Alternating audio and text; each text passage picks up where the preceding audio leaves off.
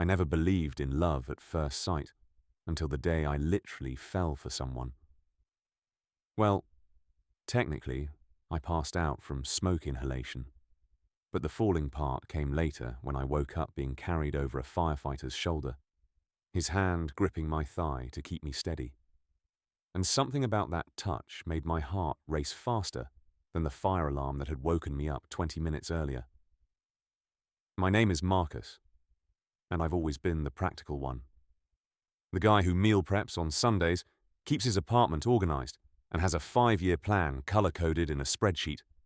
At 28, I worked as a data analyst for a tech company in Seattle, and my life was exactly as orderly as my closet. Everything had its place, including my carefully compartmentalized feelings about my sexuality. I'd known I was gay since college, but I'd never really explored what that meant beyond a few awkward dating app conversations that never went anywhere. I told myself I was too busy building my career, too focused on stability. The truth was I was terrified of being vulnerable with someone. That Tuesday morning started like any other. I woke up at 6:15, made my usual breakfast of oatmeal and black coffee, and was reviewing quarterly reports when I smelled something burning. At first, I thought I'd left the stove on, but my kitchen was clear. The smell was getting stronger. And then I heard it. The fire alarm in the hallway, screaming. I opened my apartment door and smoke poured in like a living thing. The building was old, built in the 1920s, with beautiful crown molding and absolutely terrible fire safety protocols, as I was about to discover. I did what you're supposed to do. I grabbed my phone and keys, got low, and headed for the stairs. But the smoke was so thick, I couldn't see 2 feet in front of me. My eyes were streaming, my lungs burning with each breath. I remember thinking very clearly that this was a stupid way to die, alone in a stairwell on a Tuesday morning before I'd even finished my coffee. Then everything went sideways. Literally.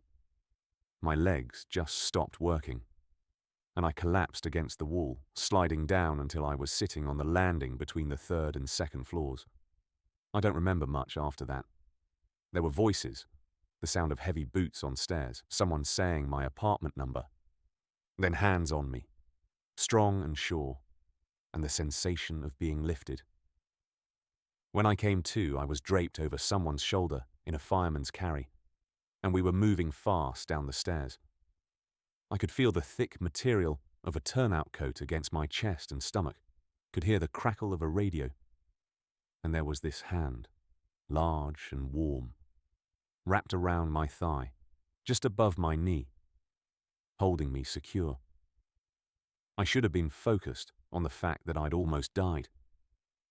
Instead, all I could think about was that hand, was the way the fingers pressed into my leg, firm but not painful. The heat of it through my thin pajama pants. The way it shifted slightly with each step, maintaining that steady grip.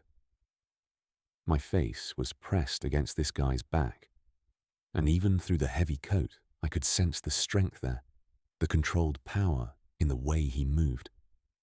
My heart was hammering, and I told myself it was just the smoke, just the adrenaline, just the near-death experience. But I knew better. We burst out of the building into the cool morning air, and he didn't put me down right away. He carried me across the street to where the ambulances were parked, and only then did he lower me carefully onto a gurney, that hand on my thigh sliding away slowly, almost reluctantly. Or maybe I imagined that part. I was oxygen deprived after all. Then I saw his face. He'd pushed his helmet back, and I found myself looking up at the most striking man I'd ever seen. Not conventionally handsome in that polished, symmetrical way, but arresting. He had dark eyes that seemed almost black in the early morning light, strong features, a jaw shadowed with stubble, and this expression of focused concern as he looked down at me. His hair was dark and slightly damp with sweat, curling at his temples. "Hey there," he said, and his voice was rough, probably from the smoke. "You're okay now?" Just breathe. Nice and easy. A paramedic was putting an oxygen mask on me, and I couldn't respond, but I couldn't look away from him either. He stayed right there next to the gurney, one hand resting on the rail, watching as they checked my vitals. I noticed he had soot smudged across his cheekbone and his neck. I had the strangest urge to reach up and wipe it away. "Oxygen saturation is coming up," the paramedic said. "You're lucky. Another minute or two in there and we'd be having a very different conversation." The firefighter nodded and then he smiled at me. Just a small quirk of his lips, but it transformed his entire face, made him look younger, less intense. "Glad you're all right," he said. "Try to stay out of burning buildings from now on." I pulled the oxygen mask aside for a second. "I'll do my best," I managed to croak out. My voice sounded like I'd been gargling gravel. "Thank you for, not letting me die." "All part of the job," he said, but he was still smiling. His eyes held mine for a moment longer, and I felt something pass between us, some current of recognition or connection. Then someone was calling his name. "Ezra!" they shouted, and he gave me one last look before jogging back toward the building. Ezra. Even his name was different, distinctive. I lay there on that gurney, oxygen mask back in place, watching him disappear into the organized chaos of the fire scene, and I felt something shift inside me. It was like a door I'd been keeping carefully locked had suddenly swung open, and I couldn't close it again, even if I wanted to. The paramedics wanted to take me to the hospital for observation, but I refused.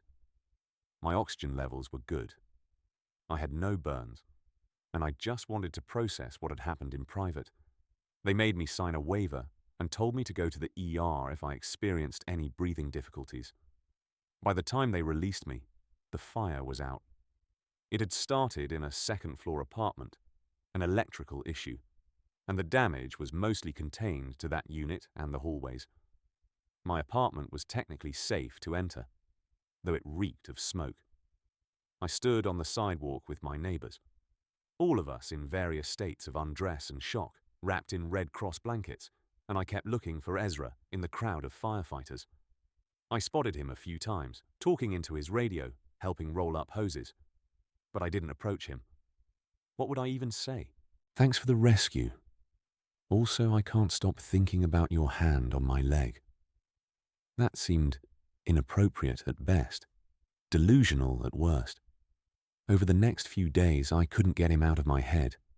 I'd be at work, staring at spreadsheets, and suddenly, I'd remember the feeling of being carried, of being held secure by someone that strong, that capable.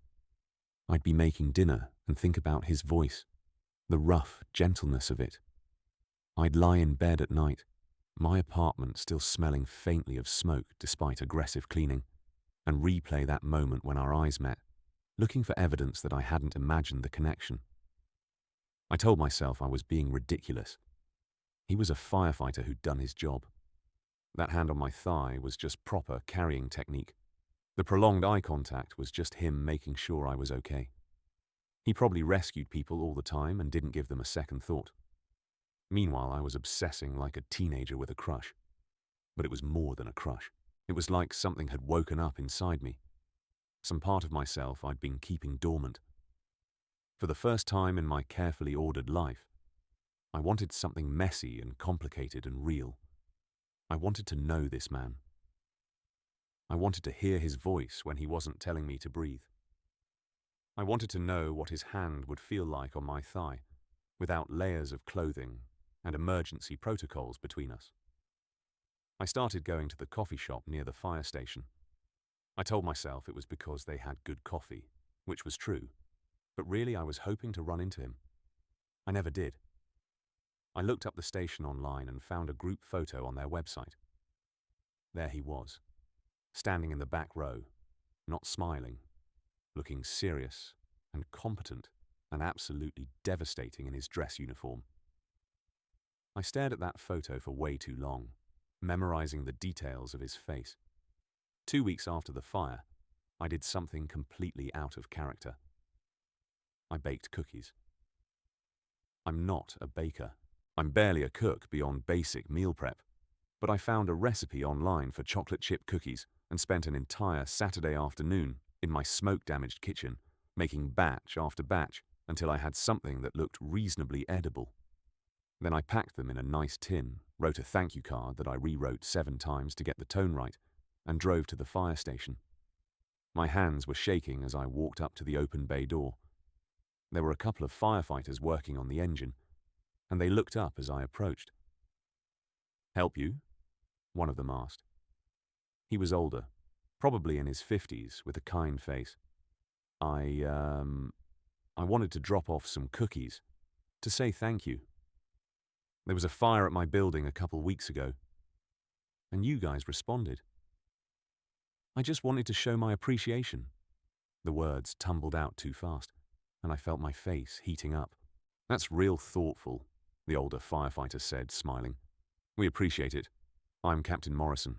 You can leave them with me." I handed over the tin, feeling both relieved and disappointed. This was stupid anyway. What had I expected? That Ezra would be standing right there, that he'd remember me, that something would happen. I was turning to leave when I heard that voice. "Marcus?" I spun around.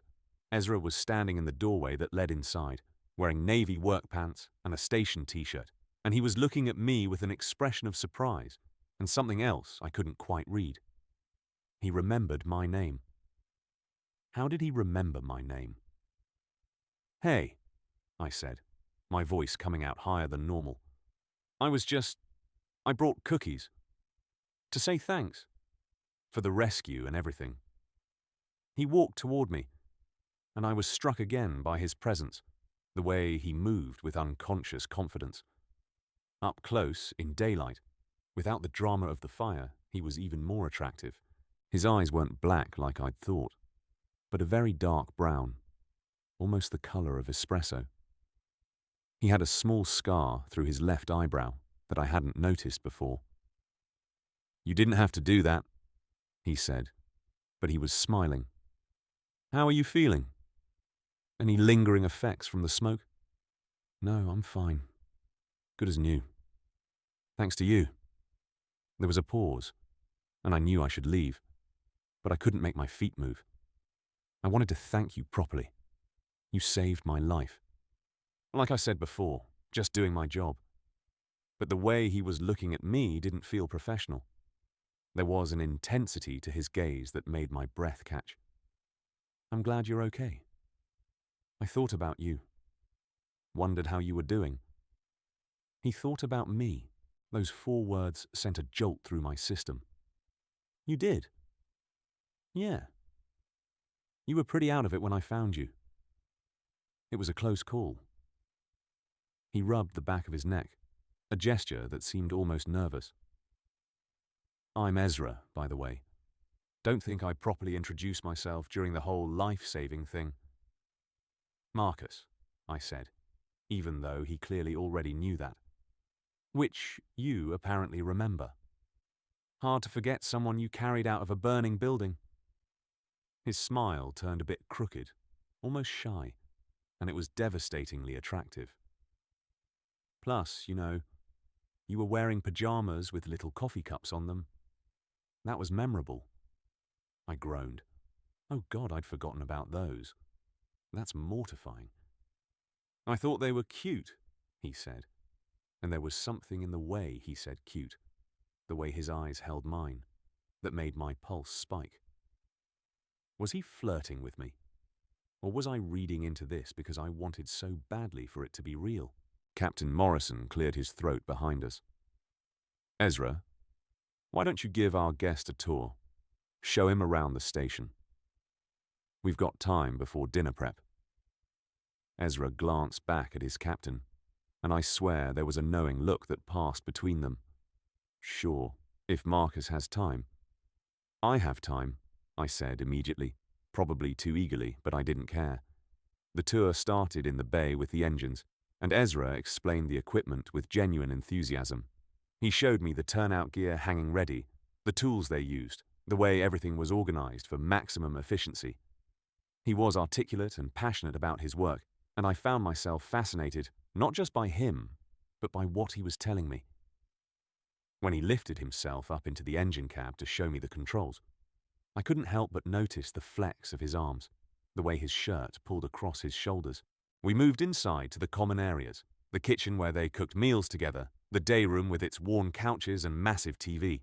Other firefighters nodded at us as we passed, and a few gave Ezra looks that ranged from curious to amused. I wondered what they saw, if it was obvious that I was attracted to him, if he'd told them anything about me. "This is the gym," Ezra said, pushing open a door to reveal a well-equipped workout room. "We have to stay in shape.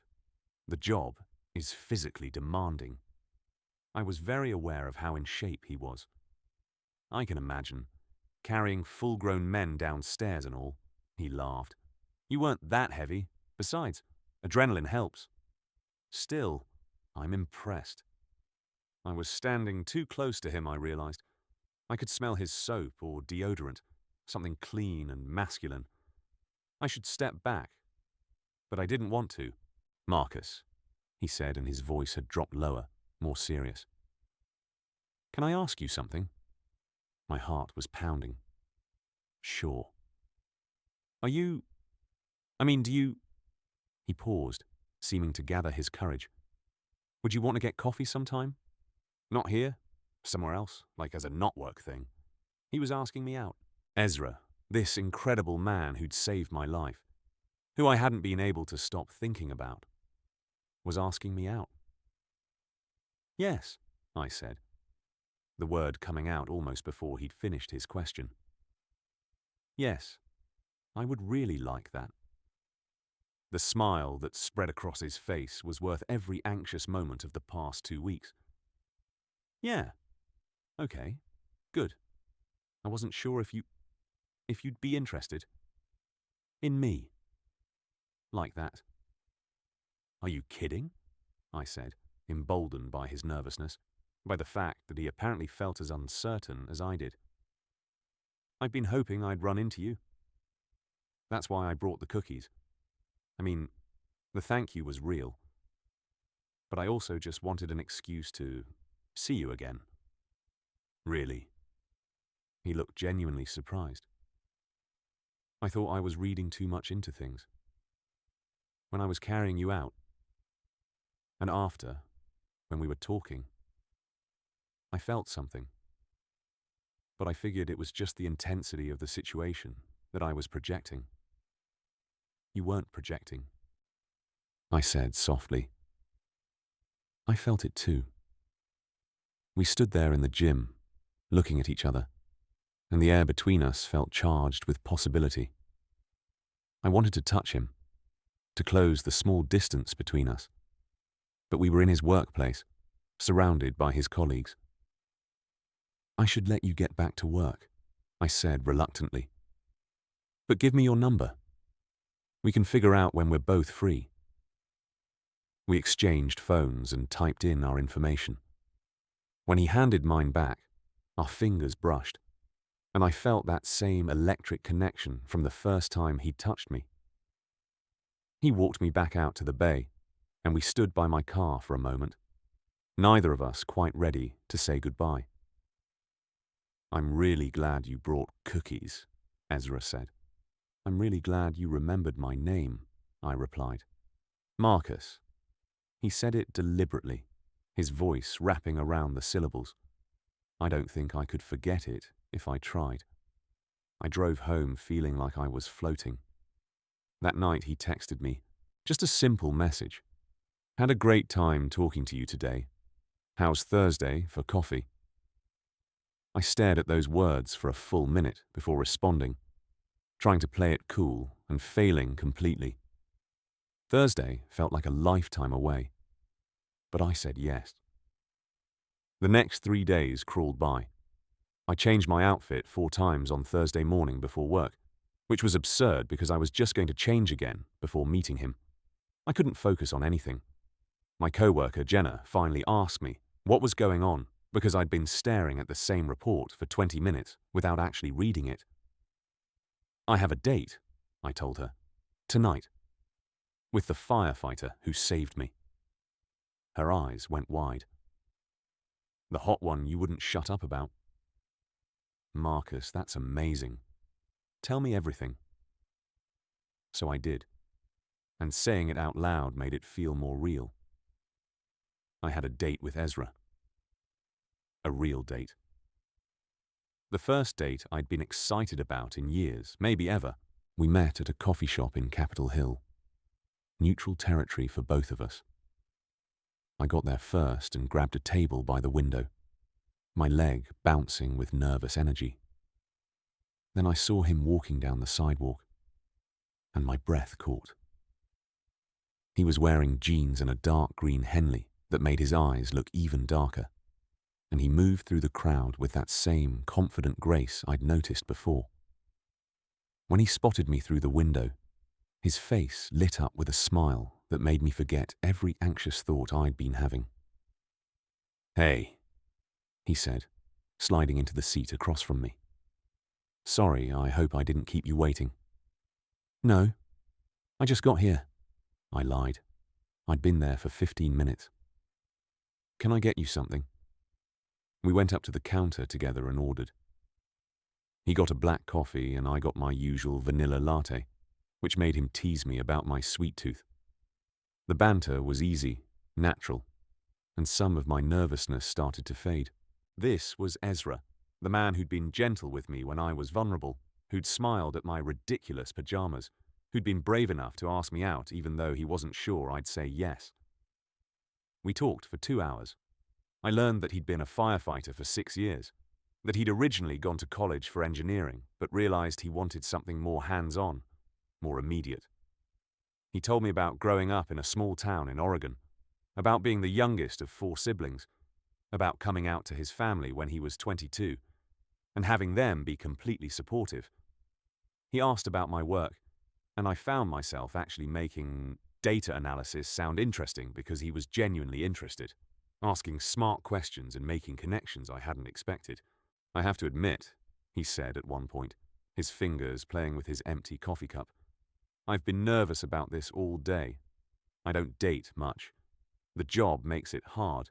The schedule is unpredictable, and a lot of people don't understand the demands of it." "I can imagine," I said. "But for what it's worth, I think what you do is incredible. The fact that you run toward danger when everyone else is running away, that you save lives, that's not something just anyone can do." He looked down, almost embarrassed. "It's a team effort, and honestly, most of the time it's routine calls, medical assists, false alarms. The dramatic rescues are rare. But you're ready for them when they happen. You were ready for me." I reached across the table and touched his hand, just briefly. "I mean it, Ezra. You gave me my life back. That's not nothing." He turned his hand over, catching my fingers before I could pull away. His palm was warm, slightly rough, and the feel of it against mine sent a shiver through me. "I'm really glad I found you when I did," he said quietly. "And I'm even more glad you brought those cookies. Which were really good, by the way. The whole station demolished them in like an hour." I laughed, feeling bold enough to lace my fingers through his. "I'll make more, if you want." "I want," he said, and the way he looked at me made it clear he wasn't just talking about cookies. We left the coffee shop and walked through the neighborhood, still talking, our hands swinging between us. It felt natural, right? Like we'd been doing this for years instead of hours. When we reached my car, I didn't want the evening to end. "Can I see you again?" Ezra asked. "Soon. How about this weekend? We could get dinner, something more substantial than coffee." "I work this weekend," he said, looking genuinely disappointed.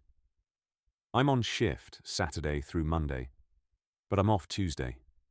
I could cook for you if you want. I'm actually a pretty decent cook. Comes with the job." The thought of being alone with him in his space was both thrilling and terrifying. "I'd like that," I said. "Text me your address." He stepped closer, and suddenly we were in each other's space, the air between us charged. "I'm going to kiss you now," he said, giving me time to object, to step back. "If that's okay." "That's very okay," I whispered. He cupped my face with one hand, his thumb brushing my cheekbone, and then his lips were on mine. The kiss was soft at first, tentative, a question. I answered by pressing closer, my hands finding his waist, and the kiss deepened. He tasted like coffee and something sweeter, and the feel of his mouth on mine was better than I'd imagined, and I'd imagined it a lot. When we finally pulled apart, we were both breathing hard. "Wow," I said, articulate as ever. "Yeah," he agreed, his forehead resting against mine. "Wow." I drove home in a daze, my lips still tingling, my heart full of something that felt dangerously like hope. Over the next few days, we texted constantly. Good morning messages, random thoughts throughout the day, good night texts that turned into long conversations. I learned that he was a night owl, that he had a weakness for terrible action movies, that he was close with his siblings and talked to them weekly. He learned that I was obsessive about organization, that I stress-baked, that I'd never really let myself explore what I wanted romantically because I'd been too afraid of getting hurt. Tuesday took forever to arrive. I showed up at his apartment with a bottle of wine and my nerves in overdrive. He lived in a small one-bedroom in Fremont, and the space was very him. Neat, but lived in, with books on the shelves, plants on the windowsill, and a couch that looked incredibly comfortable. The kitchen smelled amazing. "I'm making chicken piccata," he said, kissing me in greeting like it was the most natural thing in the world. "Hope you like Italian." I watched him cook, perched on a stool at his kitchen counter, sipping wine and feeling more relaxed than I had in weeks. He moved around the kitchen with the same confidence he brought to everything, and I loved watching him, learning these small details about who he was. The way he tasted the sauce and adjusted the seasoning, the way he hummed under his breath while he worked, the way he kept glancing over at me like he wanted to make sure I was still there. We ate at his small dining table, and the food was incredible. We talked about everything and nothing, the conversation flowing easily. After dinner, we moved to the couch with the last of the wine, sitting close, his arm around my shoulders. It felt easy, comfortable, like we'd been doing this for years. "Marcus," he said, setting down his wine glass. "I need to tell you something." My stomach dropped. Here it comes, I thought. The but. The reason this can't work. "I haven't felt this way about someone in a long time," he continued. "Maybe ever. And it scares me a little. How fast this is happening. How much I already care about you. But I don't want to slow down. I don't want to be careful. I just want to be honest with you about what I'm feeling." The relief was dizzying. "I feel the same way," I said. "This is all new for me. Not just you, but letting myself be open to this, to someone. I've spent so long keeping everything controlled and safe. And then you carried me out of that building and nothing has felt safe since. But in a good way. In the best way." He kissed me then, deep and slow, and I melted into him. We stayed on that couch for hours, kissing, talking, learning the geography of each other. His hands in my hair, my hands under his shirt, feeling the warmth of his skin, the solid reality of him. We didn't go further than that. Both of us seeming to understand that we wanted to savor this, to not rush. The weeks that followed were the happiest of my life.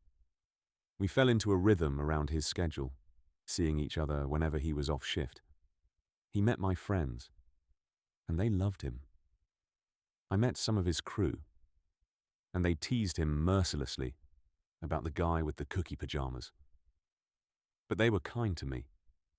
We had quiet nights in and explored the city together. We talked about our pasts, our hopes, our fears. I told him about my tendency to overthink everything, to try to control outcomes. He told me about the pressure he felt to always be strong, to save everyone, and how sometimes the weight of that was crushing. One night, about 2 months into whatever this was between us, we were lying in his bed, tangled together in the aftermath of finally taking that last step in our physical relationship.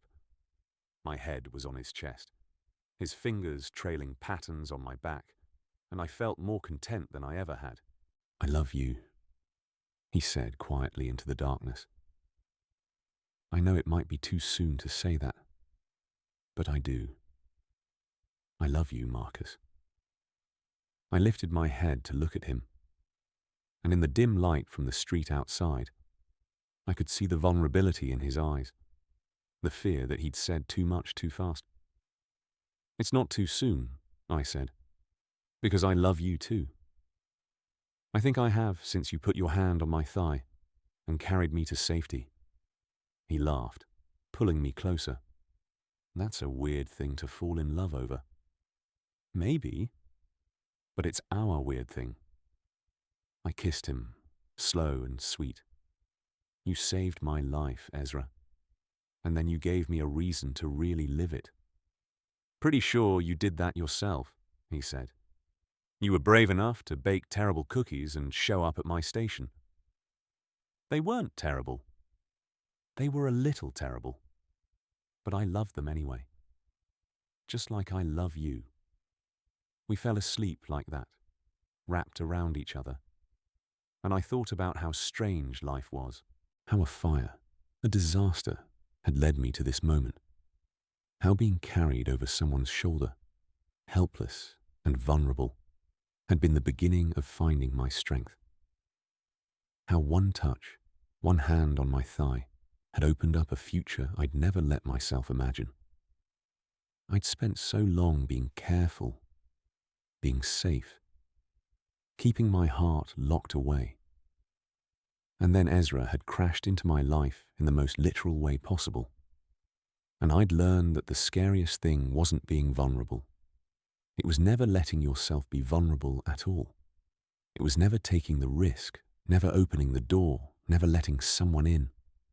Now, lying in his arms, I knew I'd never go back to that careful, controlled version of myself.